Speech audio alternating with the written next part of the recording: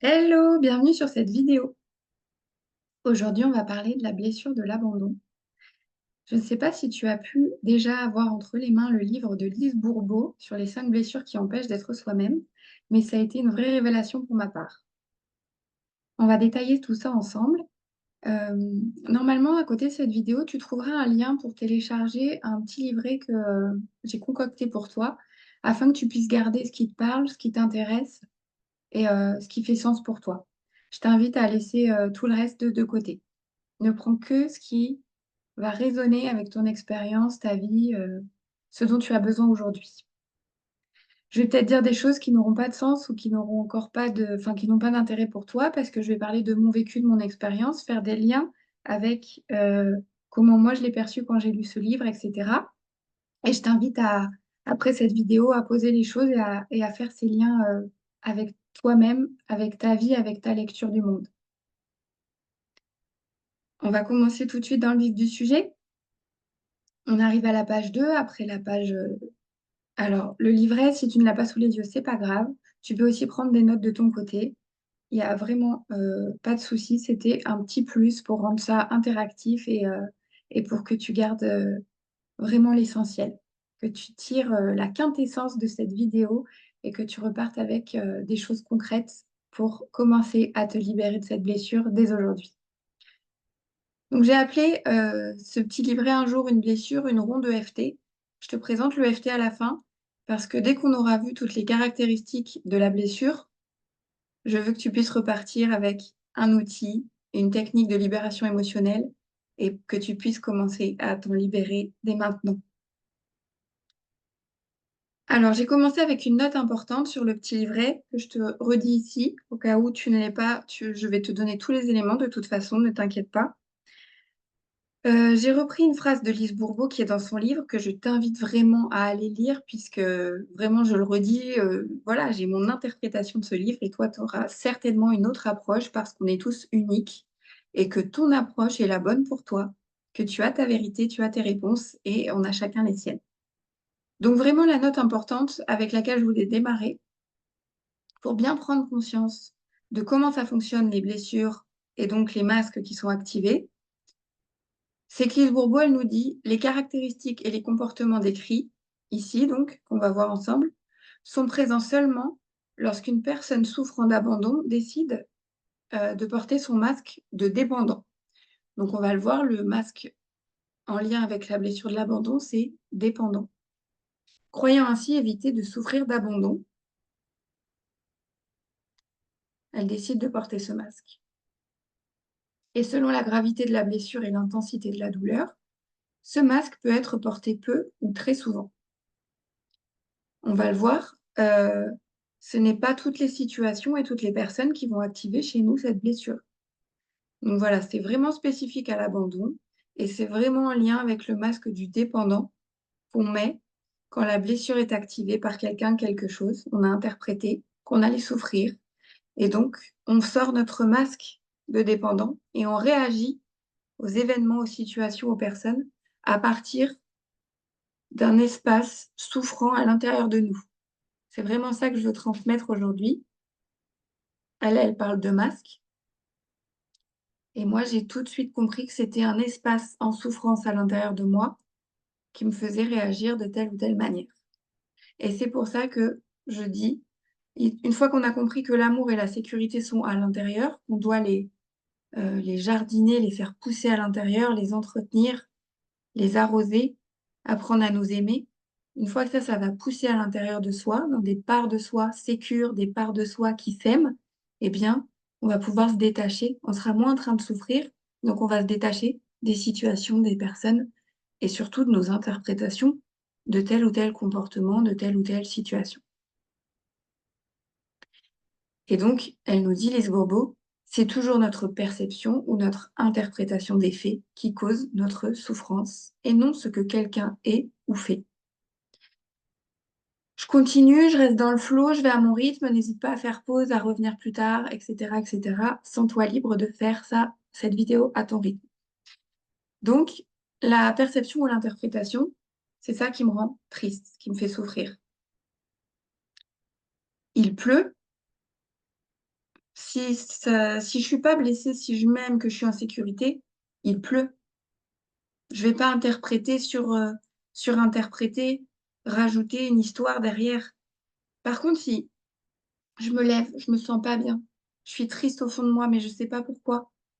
J'ai rien envie de faire, j'ai pas d'énergie, je suis dans le brouillard mental, j'ai pas confiance en moi. Ou quelqu'un hier m'a dit un truc et je suis encore là-dessus en train de réfléchir. Il pleut, c'est toute une histoire derrière qui se met en place dans l'interprétation. Oh, mais qu'est-ce que je vais faire? Je vais pas pouvoir sortir. J'avais prévu de faire ça, mais en fait, c'est pas possible. Alors qu'en fait, on n'a pas d'énergie à la base, on n'a rien envie de faire de spécial. Mais comme on va pas bien, on met ces lunettes déformantes de la blessure qui nous fait souffrir, on voit tout avec de la souffrance en fait. C'est la partie activée souffrante qui nous fait voir de la souffrance partout. Quand j'ai pris conscience, quand j'ai lu ce livre, c'est vraiment un livre qui a changé ma vie. Quand j'ai pris conscience de tout ça, ça m'a changé la vie. Pourquoi c'est inconscient? Elle l'explique aussi très bien dans son livre. C'est que notre ego veut nous protéger, veut nous garder en vie. Notre ego est là pour nous faire survivre. Donc, il va cacher des choses, nous mettre des œillères. On n'accède pas, on ne peut pas accéder si on ne prend pas un temps de réflexion, si on n'arrive pas à se poser avec soi, si on n'arrive pas à réfléchir à tout ça, c'est caché, c'est caché par des œillères. Et pourquoi on n'arrive pas à se poser avec soi, on va le voir après, parce que la blessure de l'abandon, quand elle est activée, la pire chose qui peut lui arriver, c'est d'être seule. Donc, être seule avec soi-même pour réfléchir à tout ça, c'est impossible. Moi, la première, il fallait que je remplisse avec du bruit, donc la télé, la radio, que je passe des coups de fil. Je savais pas me poser. Je n'aimais pas être toute seule. Quand quelqu'un partait ou quelque chose où j'étais bien se terminait, j'étais triste comme si c'était la fin du monde. Toutes ces choses-là. On va remplir, remplir, remplir. Du coup, on n'arrive pas à se poser tout seul avec soi. Et du coup, c'est un cercle vicieux. Mais tout ça parce que notre système essaye de nous garder en vie. On est en mode survie activé. Je ne veux pas réactiver la souffrance. L'ego se dit, je ne veux pas que Nina souffre. Je ne veux pas réactiver ça. On va tout faire pour la protéger. Donc on met des œillères. On fait l'autruche. Ça, c'était mon introduction. Vraiment comprendre qu'on va juste parler d'une part de soi. On n'est pas tout le temps activé par cette blessure. On n'est pas tout le temps en train de porter ce masque. Mais s'il y a des schémas qui se répètent, des choses que tu revis, qui te font souffrir, qui provoquent cette tristesse, cette solitude, cette angoisse, qui réactive sans cesse cette part blessée, voilà, sache que c'est une petite partie de toi qui a souffert, qu'on va apprendre à aimer, on va apprendre à lui donner de l'amour, on va apprendre l'autocompassion. On va rentrer dans le vif du sujet avec les marqueurs de la blessure, comment ça fonctionne, etc. D'abord, ici sur le livret, j'avais laissé un petit espace pour que tu puisses écrire en quelques mots comment tu te sens après cette introduction. Voilà. Est-ce que tu arrives à te poser une minute ici et maintenant avec moi, avec toi, pour écrire ou laisser venir comment tu te sens aujourd'hui, maintenant, tout de suite, dans ton corps, dans tes émotions? Est-ce qu'il y a une situation souffrante en lien avec cette blessure qui arrive ici, là, qui remonte?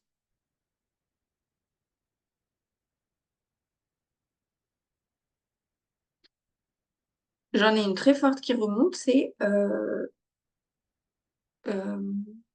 qu'à la même période, en très peu de temps, j'ai perdu mon papa et mon copain de l'époque m'a laissé tomber. Mmh, masque du dépendant à fond. J'ai tout fait pour essayer de récupérer mon copain. J'ai tout fait pour comprendre pourquoi, comment, qu'est-ce qui s'est passé pour mon papa. Comment il a pu me faire ça, il m'a abandonné, voilà. Donc il y a tout le vocabulaire qui vient avec. Tu vois, je parle de ça Donc, c'est une situation précise qui remonte, et là, j'ai tout le vocabulaire qui vient avec. Il m'a abandonné, il ne m'aime pas, je ne suis pas assez pour être aimée, du coup, je n'ai pas de valeur. Si on m'abandonne, c'est que je n'ai pas de valeur. Je ne mérite pas l'amour. Hmm, toutes ces choses, ces mots qui remontent. Essaye de noter ça pour toi et de voir comment tu te sens.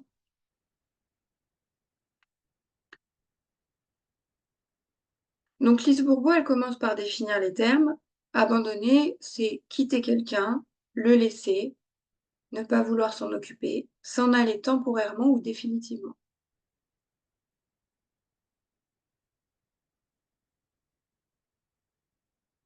Ça, c'est pour dire que, par exemple, quelqu'un qui met un terme à une conversation téléphonique ou à un rendez-vous avec quelqu'un qui est activé par cette blessure, le dépendant, il va se dire, bon, bah, je ne mérite pas son temps, donc je m'efface, je m'en vais. Mais en fait, la personne, elle a un agenda, elle a sa vie. Et ce qu'il faut simplement voir à ce moment-là, c'est que la personne qui se permet de dire, là, je dois y aller, je te laisse, c'est qu'elle est au centre de sa vie. Elle est alignée, elle sait qu'elle avait ce temps-là pour toi, et puis elle sait qu'elle a d'autres choses à faire.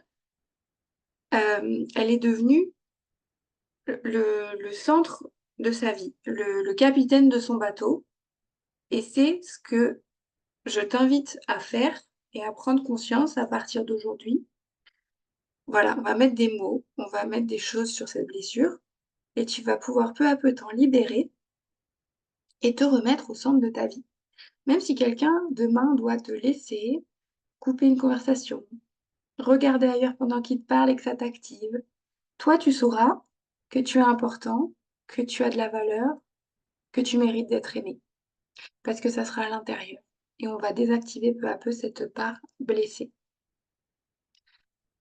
Ensuite, elle commence avec la blessure est vécue avec. Et puis là, j'avais laissé un espace aussi pour noter.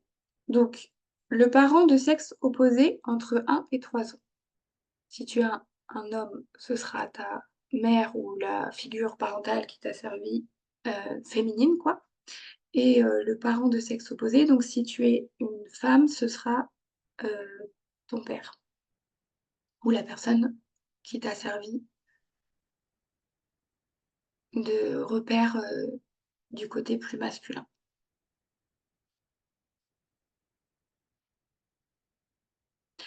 Ça, c'est pareil. Est-ce qu'on a besoin de remonter entre 1 et 3 ans, se souvenir ce qui s'est passé, etc. Pour ma part, c'est pas un marqueur qui m'a voilà, qui m'a beaucoup servi par rapport à l'âge où ça se développe, etc. Par contre, par rapport aux parents du sexe opposé, eh bien là, oui, c'est moi, dans mon cas, ça marche. Voilà, c'était donc les hommes à une période de 2 fois d'affilée qui me, voilà, je me sens abandonnée, qui m'abandonne. Mais quand je dis qu'ils m'abandonnent, c'est me placer en victime, subir ce qui se passe, alors que là, je suis devenue le capitaine de mon navire, et en fait, ces personnes-là ne souhaitaient plus continuer à être dans ma vie. Donc, chacun est responsable de son navire. Tu comprends, on va switcher tout doucement vers ça. Deuxième point qu'elle met, c'est le manque de nourriture affective ou du genre de nourriture désirée. La blessure est activée, elle naît ici d'un manque de nourriture affective ou du genre de nourriture désirée. Ça peut être intellectuel, émotionnel, voilà. De quoi as-tu l'impression d'avoir manqué? De quoi as-tu besoin pour te sentir aimé à la hauteur de ce que tu voudrais, pour te sentir bien, pour te sentir nourri, dans tous les sens du terme euh, que ça peut contenir. Donc, tout s'explique, manque de nourriture affective, je développe le masque du dépendant, je recherche de l'amour, de l'amour, de l'amour partout et à mes dépens. Je rentre dans des situations, des relations toxiques avec des personnes qui vont me donner un bout de ce que je recherche, mais je sens au fond de moi que c'est pas sain, que c'est pas complet, mais j'en ai tellement besoin que j'y vais, j'y vais, j'y vais. Et ça, c'est OK. Encore une fois, il vaut mieux avoir un peu d'amour mal emballé, mal donné, que de revivre cette souffrance constamment et de souffrir au quotidien. Donc ça, c'est OK. C'est ton système, ton ego qui essaye de te protéger. Donc c'est complètement OK. Il y a pas de culpabilité à avoir, il y a pas de ressentiment ou quoi. Peut-être que tu vas vivre toutes ces émotions à l'intérieur de toi, mais je veux te dire que c'est complètement OK. Ton ego essayait de te garder en vie et c'était impossible de revivre cette souffrance, au quotidien. Donc vaut mieux être avec un petit peu d'amour, avec des situations et des personnes qui te correspondent pas totalement, pendant un certain temps, en tout cas, le temps de prendre conscience de tout ça, de se réparer, de voir d'où ça vient, de comprendre comment ça fonctionne. Donc j'ai remis une phrase de Lise Bourbeau: «Ceux qui souffrent d'abandon ne se sentent pas assez nourris affectivement. On cherche de l'amour».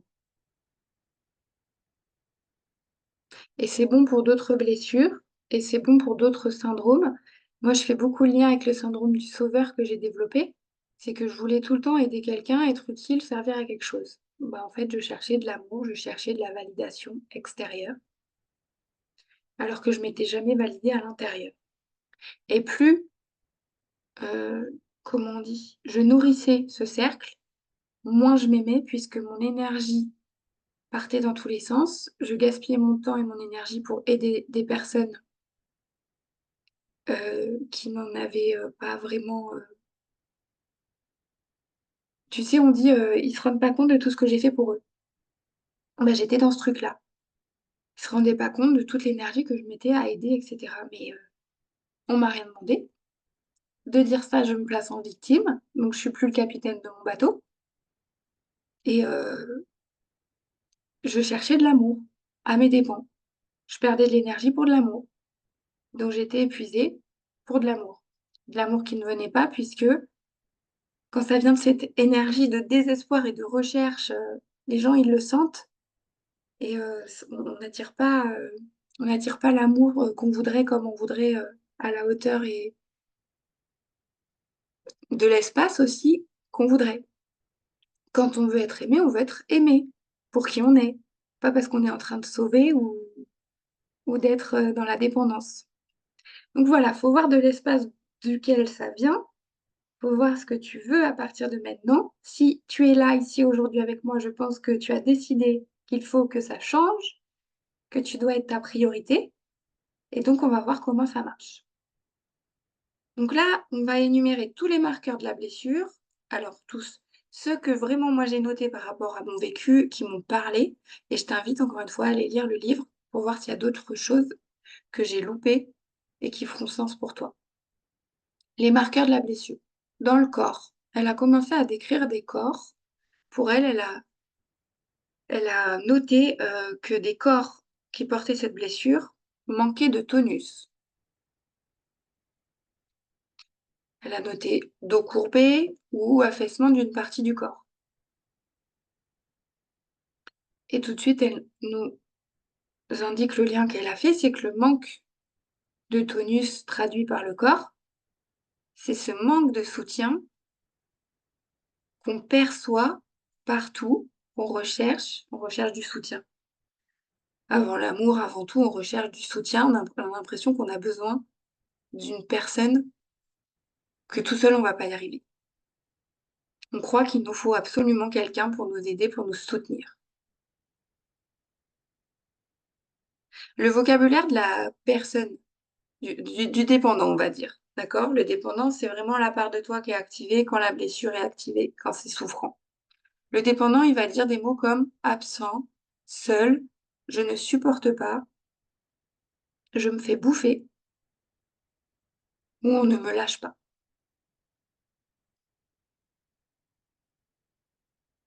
Je sais pas si quand tu lis ça, c'est tout de suite clair pour toi, mais moi, dès que je lis ça, si quelqu'un me parle comme ça, de lui, je vais me dire: «Mais tu te laisses faire par tout le monde, comment ça se passe là? Tu es une victime». Et en fait, je le voyais chez les autres. Dès que j'ai lu ce livre, je le voyais chez les autres. Je me dis: «Mais toi, tu as cette blessure et toi là, tu viens de me dire ça, ça vient de cette blessure, tu as activé ce masque» et cetera. Et il a fallu un peu plus de temps pour que j'arrive à les voir chez moi. C'est fou à quel point l'ego, c'est barricadé, quoi. C'est pas possible. Non, non, pas toi. Toi, tu es parfaite, Nina. Non, j'avais ces mots-là. J'avais ce ressenti-là. J'avais cette interprétation des faits, des personnes, des situations. Absent, seul, je ne supporte pas, je me fais bouffer, on ne me lâche pas. Se met en place le masque du dépendant, on l'a vu. Donc le dépendant, c'est une personne qui a un caractère de victime, c'est une personne qui est fusionnelle, recherche du soutien, recherche de quelqu'un pour le soutenir dans tout, partout. Je ne peux pas rester seule, ce serait la mort absolue. C'est le ressenti dans le corps, c'est le ressenti. C'est vraiment profond, hein, c'est pas. Ça génère une tristesse intense et infinie, on ne sait pas d'où elle vient. Et on va le voir plus tard. Donc c'est un caractère. On continue les points ici. Victime, fusionnelle, besoin de présence, d'attention, de support et surtout de soutien. Difficulté à recevoir un non, à accepter un refus. Bah ouais, si tu me dis non, tu es en train de dire non à tout ce que je suis. Et déjà que je me sens pas assez, que je m'aime pas trop, que je cherche de l'amour, quand on me dit non, c'est hyper blessant. Eh ben non, tout va bien. Tu vas survivre maintenant que tu prends conscience que c'est une toute petite part de toi qui est blessée, qui se réactive à chaque fois. Il y a les autres parts de toi qui vont pouvoir venir ici te soutenir et t'apporter tout cet amour que tu recherches. Alors, elle marque aussi tristesse, peut pleurer facilement. Quand on est dans ce masque du dépendant, on a tendance à attirer la pitié, pour attirer l'attention, encore une fois, attirer de l'amour. Un jour joyeux, un jour triste, ça c'était moi. S'accroche physiquement aux autres. C'est des personnes qui peuvent vraiment, tu vois, j'avais des collègues comme ça où, ah Nina, j'ai besoin de toi. Et elle s'accroche à moi, j'ai l'impression que j'ai pris 100 kilos sur le dos parce que tu sens toute l'énergie et la demande. Et t'es là, mais elle va m'engloutir en fait, la personne. Non, elle avait juste besoin de cette minute de soutien et puis elle repart. Mais sur le coup, t'es là, tu sens toute cette énergie qui est... Et toi, t'es vidé, quoi. C'est une personne psychique. Alors, elle le détaille plus loin, mais c'est le fait d'être fusionnel comme ça, de se laisser envahir par les émotions des autres, de ressentir tout ce qui se passe chez les autres. Et du coup, on a du mal à faire la part des choses entre moi, ce qui m'appartient et ce qui appartient à l'autre. Elle a marqué vedette, recherche l'indépendance. Alors, recherche l'indépendance, c'est que quand on n'a pas l'amour, le soutien qu'on recherche, à contrario, on va complètement se retirer du monde et on va abandonner à notre tour, en fait. Ça va être détaillé encore plus loin. Et elle a rajouté aime le sexe, encore une manière de rechercher de l'amour, de se sentir aimé, de fusionner avec quelqu'un, etc., etc. Donc ça peut être toutes les manières possibles de fusionner, toutes les manières de rechercher de l'amour. Voilà. Encore une fois, je t'invite à faire pause, à écouter tes ressentis, écouter ce qui se passe en toi, ce qui remonte, les liens que tu peux faire, etc. Si c'est pas possible encore, c'est que tu te sens peut-être pas encore assez en sécurité dans ton corps et que c'est trop souffrant et c'est OK aussi. Ensuite, j'ai noté encore une phrase de Lise Bourbeau. Il croit qu'en étant chaleureux avec tout le monde, les autres le seront aussi. Nina, syndrome du sauveur à fond. Ah, je suis gentille, je peux faire ça si tu veux. Ah, je suis gentille, je peux faire ça si tu veux. Ah, je suis très très gentille, je peux faire ça si tu veux. Mais pourquoi ils sont pas aussi gentils les gens en fait? Comment ça se passe? Comment ça se fait? Mhm. Et là, souffrance, rumination, brouillard mental, et le cercle qui se refait. Et je repars le lendemain. Bon, bah, elle doit être encore plus gentille alors. Peut-être qu'ils vont comprendre. Peut-être qu'ils vont voir, peut-être qu'ils vont changer. Non. Le changement que tu veux voir dans le monde, c'est toi. Commence par toi. Et après, le reste, en fait, ça diffuse. Je suis en train de le vivre là, c'est mes débuts. Tu changes tes perceptions, tu changes tes actions, tes habitudes, ton fonctionnement, et les autres, ils vont voir que ça a changé, et ils vont, peu à peu, eux, venir voir qu'est-ce qui se passe et s'intéresser à qui tu es, et pourquoi ça change, qu'est-ce qui s'est passé. Ça va venir. Alors, la plus grande peur du dépendant, c'est la solitude. Oui, oui, oui. Car cette émotion, c'est la plus intense vécue par le dépendant. Vraiment, il la ressent au plus profond de lui, sans comprendre, ni savoir, ni pouvoir l'expliquer, ni savoir d'où ça vient. Je me levais des fois avec une tristesse infinie, alors que tout allait bien. Je dis: «Mais Nina, mais tout va bien. T'as un toit sur la tête, t'as à manger, t'as une famille, t'es aimé, t'es entouré». Enfin et non, c'était impossible. Tristesse absolue, tristesse infinie. Ça allait m'engloutir. Et tant que j'avais pas c'est génial ce qu'elle nous offre Lise Bourbeau là. C'est une lecture, une grille de lecture incroyable. Moi, ça m'a vraiment si elle avait pas mis ça sous mes yeux, mon ego, il aurait jamais su et je serais encore dans ma boucle. Donc pour ne pas sentir cette tristesse, il recherche la présence des autres. Il peut cependant aller à l'autre extrême, c'est-à-dire se retirer, laisser tomber la personne ou la situation qui lui cause cette tristesse, pour ne pas la ressentir encore une fois, ou ce sentiment de solitude, sans réaliser que lorsqu'il fait cela, il abandonne à son tour. On fait aux autres ce que l'on voudrait pas, qu'on nous fasse, quoi, parce qu'on est bloqué dans cet ego. Et là, je voulais rajouter, je l'ai mis où?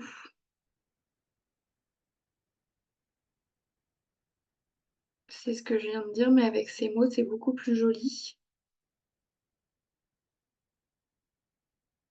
Nous reprochons aux autres tout ce que nous faisons nous-mêmes, tout ce que nous faisons nous-mêmes et ne voulons pas voir. Nous reprochons aux autres tout ce que nous faisons nous-mêmes et ne voulons pas voir. Et là, lien avec le miroir.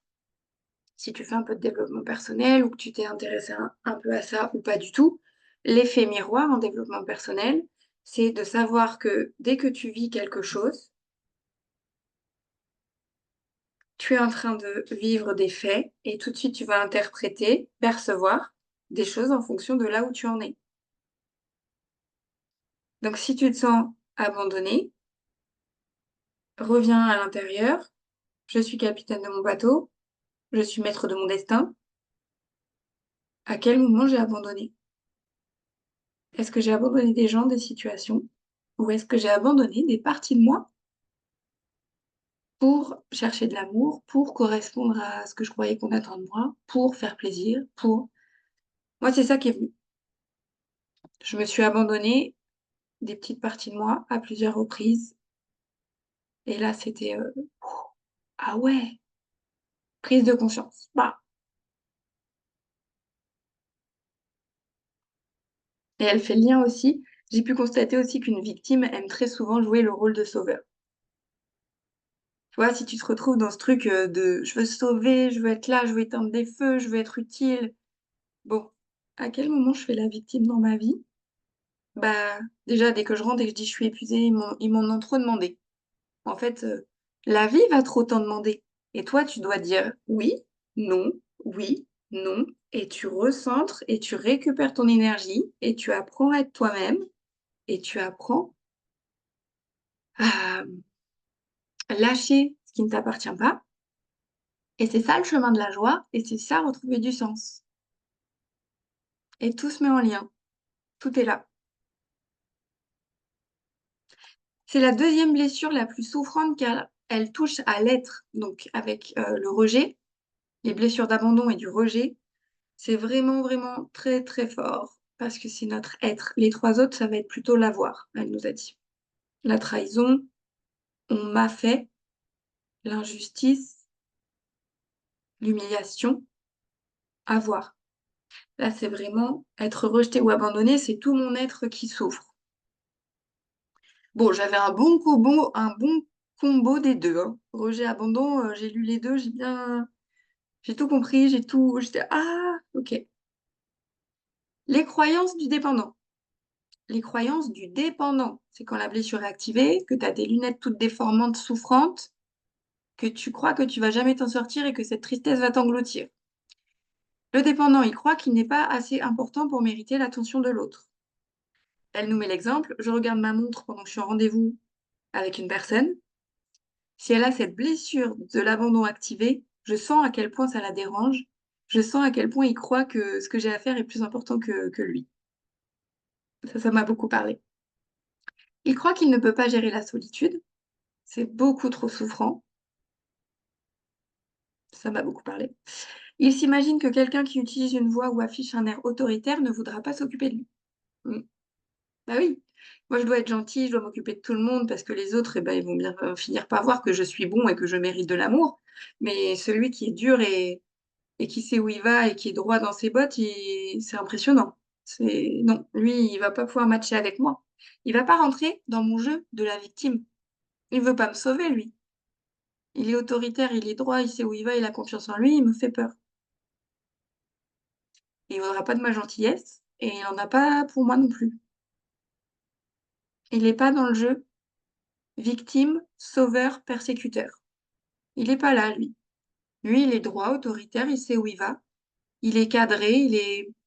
Après, moi, ça m'a sécurisé d'un côté. Les personnes comme ça, au fur et à mesure qu'on apprend à les connaître, autoritaires, droits, froids et tout, en fait, au fond, ils sont bons, mais ils sont pas dans ce jeu, dans ce triangle dramatique, victime, sauveur, persécuteur.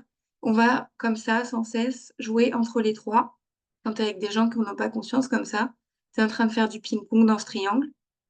Et la personne un peu carrée qui arrive et charismatique, tu dis, wow, elle va pas rentrer dans le jeu, donc elle me fait peur. Elle va pas s'occuper de tout ça. Il croit que tout serait tellement mieux si une autre personne se trouvait avec lui. Mais ok, c'est une croyance du masque du dépendant activé par cette blessure. Ok, c'est bon en fait, je me suffis à moi-même. D'accord, ok. Il accuse les autres de le laisser tomber sans se rendre compte du nombre de projets qu'il laisse lui-même tomber en cours de route.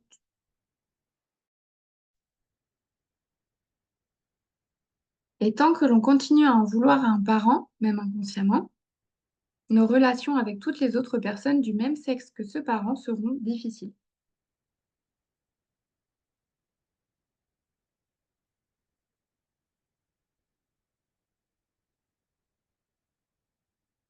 Tant que l'on continue à en vouloir à un parent, donc même inconsciemment, surtout inconsciemment, ou ouais, même, nos relations avec toutes les autres personnes du même sexe que ce parent seront difficiles. Est-ce que tu vois des situations qui remontent par rapport à ça?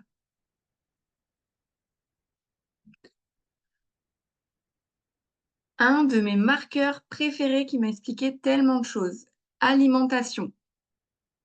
J'ai fait des régimes, j'ai essayé d'arrêter de manger, j'ai essayé... Non, j'avais pas compris, ça venait de là. Le dépendant, il peut manger beaucoup car comme son attitude générale est de ne jamais en avoir assez, c'est aussi le message que son corps reçoit quand il mange.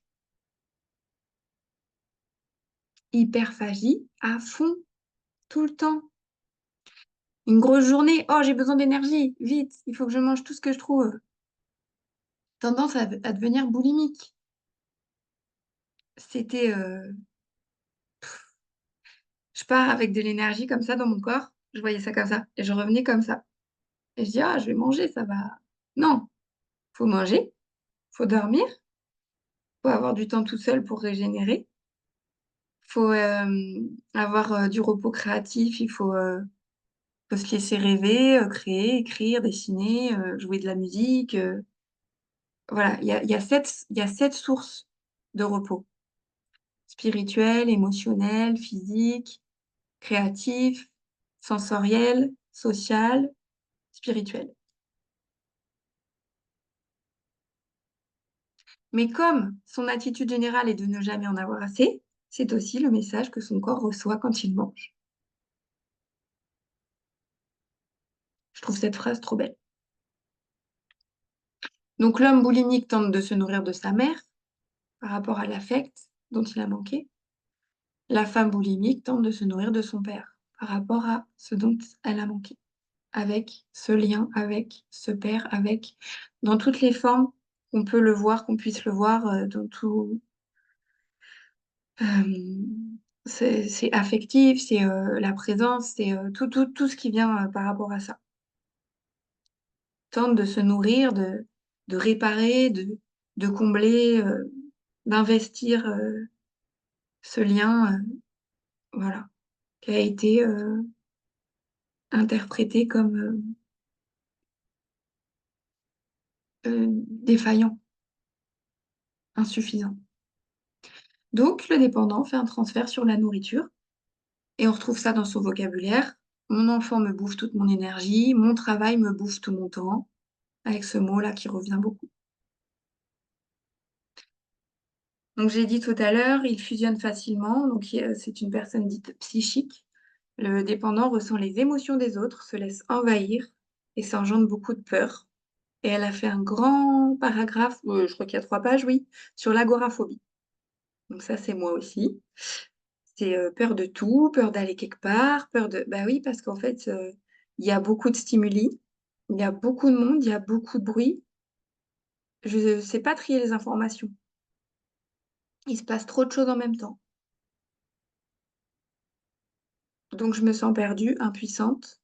Ça me remet dans de la tristesse, etc., etc. Et puis, agoraphobie, ben, j'ai peur de tout le monde. Ils sont pas là pour me soutenir. Comme moi, j'ai besoin de soutien. Si je sors, je suis en danger parce que toute seule, je suis pas assez.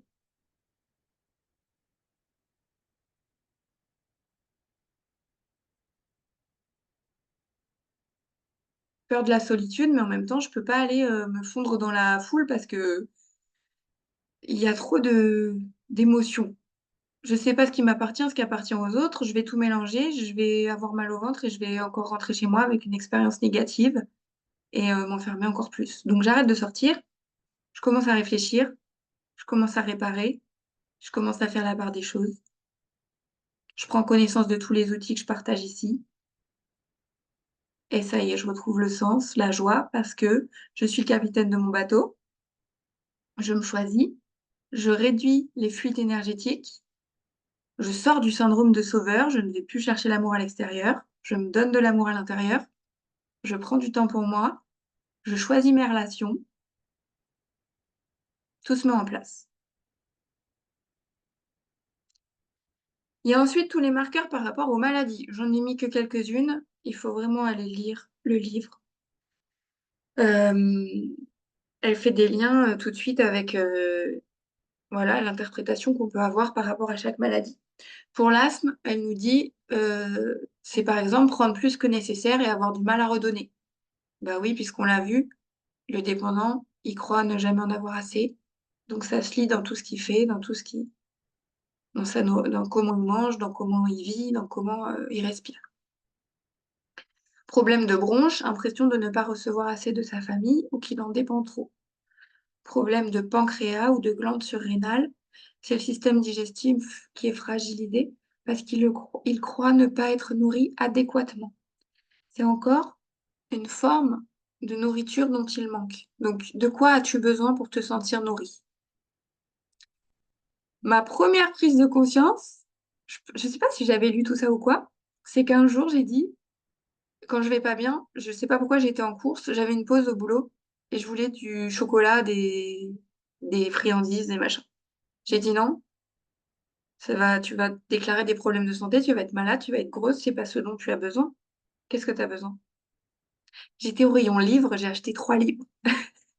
Je me suis réinscrite à la bibliothèque et après, je crois que j'ai acheté des livres tous les mois et que ma vie a changé. J'ai juste remplacé le chocolat par des livres et c'était la nourriture dont je manquais. Parce que je voulais tellement être gentille, faire plaisir, m'adapter, je ressentais les autres, etc., que je crois que depuis longtemps, moi, par exemple, à l'école, quand j'ai compris le concept d'ignorance acquise ou d'impuissance acquise, j'arrive jamais à m'en rappeler du mot que j'avais mis dessus. J'ai l'impression que c'est pas celui-là, mais ça doit être ça. Ignorance acquise, ou enfin bref, on apprend à se cacher, à se camoufler, à abandonner des parts de soi pour correspondre au système, etc. et tout. Et là, je suis en train de découvrir haut potentiel, hypersensibilité, très haut potentiel intellectuel, émotionnel. Tu peux avoir du potentiel. Il y a quoi? Il y a le QI, l'émotionnel, donc il y a l'intellectuel, l'émotionnel, le social et le... Comment c'est? Pour affronter la vie, le quotient de... Oh mince! Ah, je vous le retrouverai, je le mettrai en commentaire ou ailleurs. Pour dire qu'on affronte la vie, je déteste pas retrouver mes mots, ça me... Je suis bloquée. Tu peux aller boire un coup, faire pause. Le quotient de... Tant pis, c'est pas grave. Allez hop, je vous le remettrai. Ensuite, elle nous dit que le dépendant qui alimente beaucoup sa partie victime peut en arriver à souffrir d'hystérie. Voilà, ça peut aller très loin, ça peut déclencher des maladies. Moi, c'était l'agoraphobie, les maux de ventre, puis je me suis enfermée. Et puis la dépression a commencé. Donc là, elle nous parle, la dépression, c'est lorsque la blessure fait trop mal et que le dépendant perçoit son impuissance à être aimé comme il le désire. Je suis bloquée dans cette boucle. Je ne trouve pas ce dont j'ai besoin. Je crois que je dois aller chercher de l'amour à l'extérieur. Je continue de m'épuiser ou alors j'en ai vraiment assez. Je m'enferme chez moi. Je veux vivre dans la forêt, dans une cabane dans les arbres, parce que c'est trop souffrant. L'ego a pris le dessus. Je suis protégée à fond. J'arrive plus à sortir de tout ça. Le quotient d'adversité. Intellectuel, émotionnel, social, adversité. C'est ta capacité à faire face aux événements de la vie. Social, c'est ta capacité à se faire des amis, à être entouré, etc. Mais à être en lien, à se créer des réseaux et tout ça. Intellectuel, émotionnel.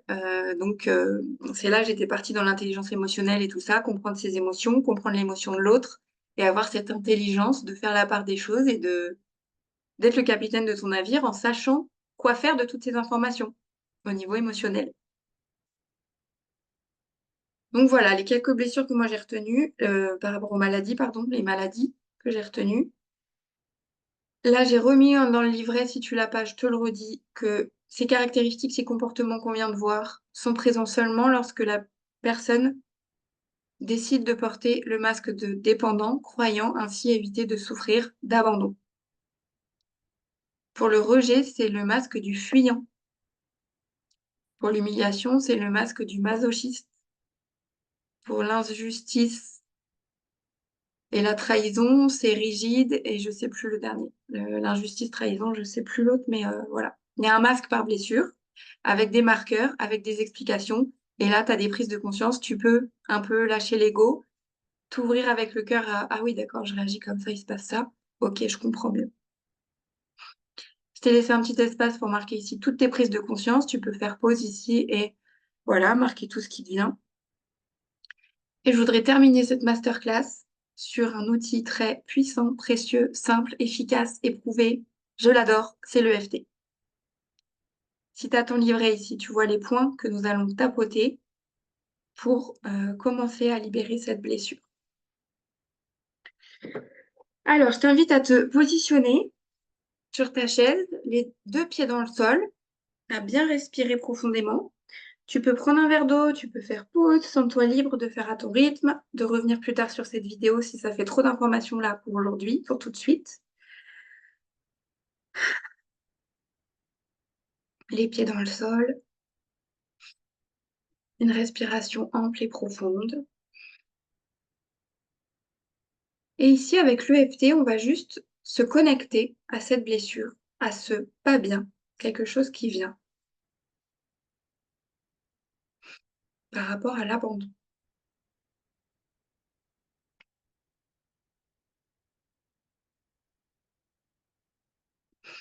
Je me connecte à l'abandon dont je t'ai parlé, de mon premier petit ami. Ça fait longtemps, mais c'est encore là, hein. C'est quelque part dans le corps. Voilà, par rapport à toi, ton abandon, tu te connectes à celui qui te vient, quelque chose qui t'a fait souffrir. Ça se situe où dans ton corps?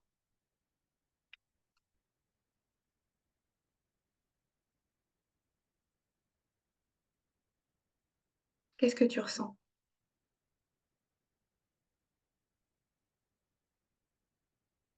Bon, bah, on l'a vu, hein, c'est la tristesse. Moi, j'ai envie de pleurer, mais c'est très léger parce que c'est quelque chose qui est loin, qui est apaisé. Je vais peut-être prendre quelque chose de plus récent. Voilà, tu peux pleurer. Sens-toi libre de lâcher, de libérer ce qui vient.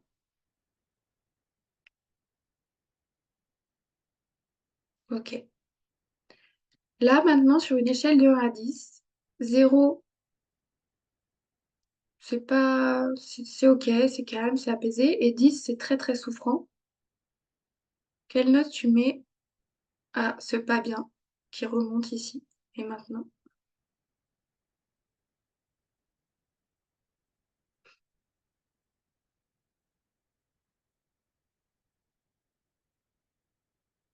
OK. Donc, on va rouvrir les yeux. Je te présente la ronde EFT qui est très simple à apprendre et que tu peux utiliser partout, tout le temps. On va juste tapoter sur des méridiens, des points qui sont en lien avec les méridiens dans le corps. Les méridiens, c'est les canaux où circule notre énergie vitale. Donc, on va juste libérer de l'énergie qui est bloquée avec des phrases pour connecter donc le corps, le cœur, le cerveau. Nos 3 centres énergétiques vont pouvoir libérer cette charge émotionnelle en lien avec cette blessure. Ici, on est sur le point karaté, sur le tranchant de la main. Même si je me reconnais dans cette blessure de l'abandon par rapport à ce qui te vient là, je laisserai des trous dans mes phrases pour que tu puisses laisser monter les mots qui te viennent. Donc même si je me reconnais dans cette blessure, je m'aime et je m'accepte comme je suis. Tranchant de la main ici.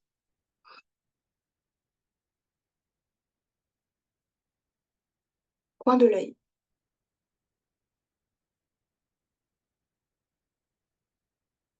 Même si cette blessure est très activée, je me sens triste, je m'aime et je m'accepte.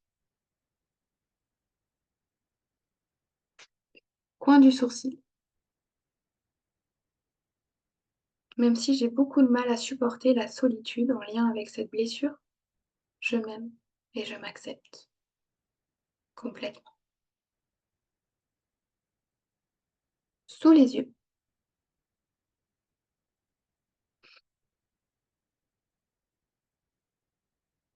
Même si je me rends compte aujourd'hui que cette blessure s'active dans telle et telle situation, je m'aime et je m'accepte. Sous le nez. Je prends conscience de ce masque et de toutes les fois où j'ai pu le porter.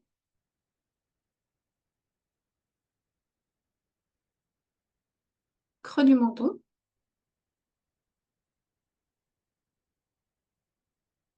Je prends conscience de ce fonctionnement, de cette blessure d'abandon,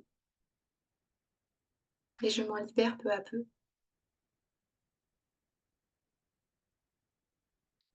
Clavicule.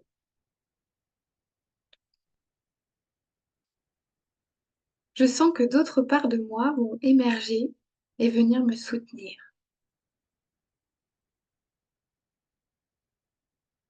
Je sens que cette blessure fait partie de moi, mais qu'elle est de moins en moins active. Sous le bras, soit les deux, soit un seul. Et c'est bon pour tout le tapping, ça peut être que d'un côté, ça fonctionne aussi. Sous le bras, au niveau là du passage du soutien-gorge, ici.